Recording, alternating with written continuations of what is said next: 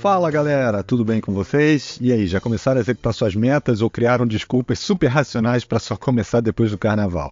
Pode ficar tranquilo que hoje eu não vou falar mais de meta, já tem muito conteúdo nos episódios anteriores para você voltar lá e se organizar para tornar esse ano diferente na sua vida. E se você é novo por aqui, não deixa de assinar o canal para receber toda semana um conteúdo exclusivo sobre comportamento, liderança, inteligência emocional, agilidade e muito mais. Se você preferir, você também pode acompanhar a gente pelos outros canais que eu vou deixar aqui na descrição do episódio. E nesse episódio eu vou falar sobre os cronotipos e como eles estão relacionados à nossa produtividade, com o nosso sono, e falar de alguns mitos que surgem aí e que acabam sendo propagados ao longo do tempo. Desde o início da humanidade, os nossos corpos eles têm seguido aí um ritmo natural guiado pelo ciclo do Sol e da Lua, o famoso ciclo circadiano, né? Se você não sabe o que é exatamente, não tem problema. Tem alguns episódios anteriores onde eu falo sobre ele e também sobre os benefícios da luz do sol para o nosso organismo. Mas basicamente ele ajuda na regulação de diversos aspectos biológicos, como por exemplo a pressão arterial, a produção de hormônios como cortisol e melatonina, que regulam ali o nosso sono e o nosso estado de alerta, a temperatura corporal, entre outros fatores. Mas ainda assim, cada pessoa possui um relógio biológico interno único, que determina o seu cronotipo. E esse termo cronotipo ele foi popularizado pelo pesquisador alemão Jürgen Aschoff na década de 1960, mas foi lá em 1980 que ele se tornou mais importante por conta do desenvolvimento da escala de preferência circadiana, a tal CPS, né? Que traz aí, permitiu, né, a gente uma categorização das pessoas em termos das suas preferências temporais, e aí identificando aqueles que eram naturalmente mais matutinos, mais vespertinos, ou intermediários, né? Aquelas pessoas que se portam melhor durante a manhã, durante o finalzinho da tarde, ali o início da noite, ou aquelas pessoas que são mais flexíveis. Eu vou falar um pouquinho mais sobre eles ali pra frente. E sim, isso não é cabalístico nem místico ou baseado no Clube das 5 horas. Isso vem de estudos científicos que ajudam a perceber as características comuns em grupo de acordo com as suas preferências e com os seus hábitos e comportamentos e como isso molda os seus hábitos e comportamentos também. E ao longo dos anos, vários estudos têm sido conduzidos para explorar a relação entre esses cronotipos e outros aspectos da vida, como o desempenho cognitivo, a produtividade ou a não produtividade, né, a procrastinação, a saúde mental e a saúde física. E essas pesquisas, elas ajudaram a estabelecer a ideia de que a gente tem que adaptar nossas atividades, ou a gente pode, né, adaptar as nossas atividades diárias de acordo com os nossos cronotipos individuais, para que a gente consiga trazer aí alguns benefícios. E aí, como diria um coach controverso que está por aí, pegou esse driver, entendeu que a gente tem que se adaptar as nossas atividades de acordo com o nosso cronotipo, e isso vai realmente influenciar diretamente na sua produtividade, em vencer a procrastinação e criar bons hábitos. E isso é muito importante. Eu acho que do episódio de hoje, esse é um dos pontos mais importantes. Então vamos conhecer um pouquinho de cada um desses 3 tipos de cronotipos. O primeiro deles é o matutino, que também é conhecido aí como cotovia, que são aqueles pássaros que gostam de cantar antes do sol nascer. Assim como os pássaros, as pessoas com esse cronotipo também são conhecidas por acordar com o nascer do sol. E aí elas atingem ali no iniciozinho da manhã o pico de energia, de foco, logo nas primeiras horas da manhã. Então ali entre 6 e 8 horas, essas pessoas já estão muito alertas e já conseguem ter um foco muito grande. Elas aproveitam ao máximo essas primeiras horas para realizar tarefas que são mais importantes, como por exemplo estudar, ir à academia, preparar o planejamento do dia, ou até mesmo cozinhar. Mas também são pessoas que são inclinadas aí para a cama mais cedo, né? Eu, por exemplo, sou uma dessas pessoas. Eu acordo às 5 e meia da manhã todos os dias, inclusive sábado e domingo. E eu adoro isso, né? Tá na minha rotina.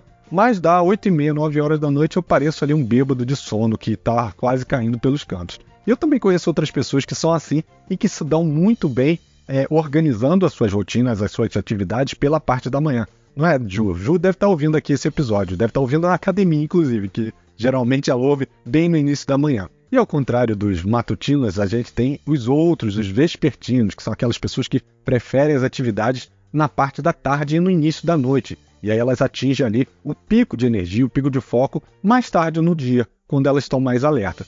Embora elas possam achar essas primeiras horas do dia mais desafiadoras, digamos assim, eles também conseguem ir evoluindo conforme vai avançando a tarde, a noite, para ganhar energia. Então, geralmente, eles costumam acordar mais tarde, ali pelas 11, meio-dia, e ao longo do dia eles vão ganhando mais energia. Basicamente o contrário dos matutinos, né? Que começam com uma energia grande e o dia vai passando e essa energia vai diminuindo. E por último, a gente tem os intermediários, que para algumas pessoas não tem ali uma linha divisória muito clara entre o matutino e o vespertino, não é nítido isso, e aí essas pessoas acabam se adaptando.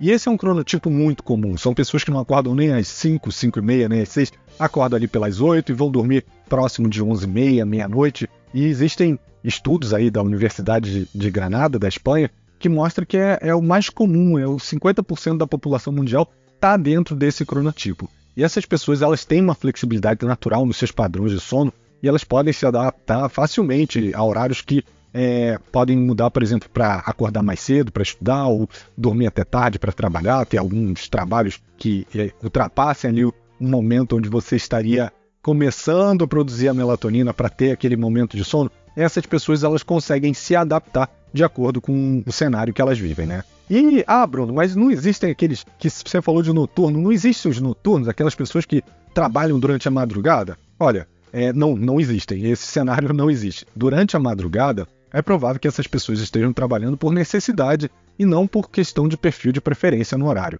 O nosso organismo, ele trabalha de forma a produzir hormônios do sono, como melatonina, conforme a luz do dia vai diminuindo, e cortisol, conforme a luz do dia vai aumentando. Para quê? Para você ficar mais alerta. Então, esses hormônios eles vão se ajustando. E eles necessitam da luz do dia, eles necessitam desse tipo de estímulo. Para que alguém consiga trabalhar durante a madrugada, essa pessoa ela vai ter que ter estímulos visuais e luz que mantenham ela acordada e segure um pouco dessa produção de melatonina. E é exatamente por isso que se fala que muitas vezes, quando você fica vendo televisão, ou fica no computador até tarde, ou então, por exemplo, vai para a cama e pega o celular, é isso que prejudica o seu sono. Você está estimulando ali o seu cérebro e ele está diminuindo a produção de melatonina, e aí você, de certa forma, consegue se manter mais acordado. Mas isso tem o seu preço, né? Isso gera prejuízo no dia seguinte, onde você vai estar indisposto, você vai estar cansado.